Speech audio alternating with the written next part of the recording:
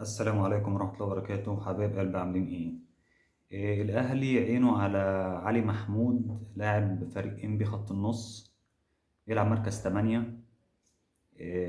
جايب في الموسم اللي خلص 4 أهداف و4 أسيست. لعيب البروفايل بتاعه كويس جدا. لعيب رقم 8 اللي هو 8 بقى، اللي بيعدي بالكورة، اللي بيشوط، اللي بيلعب على المرمى على طول، بيروح على الجون على طول.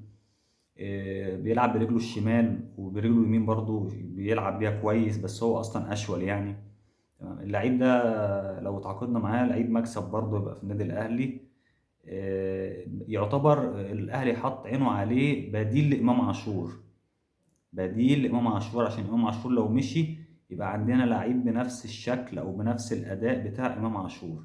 تمام. اتمنى الاهلي يتعاقد معاه، لعيب كويس، ارقامه كويسة ولسه صغير برضو يعني. سلام.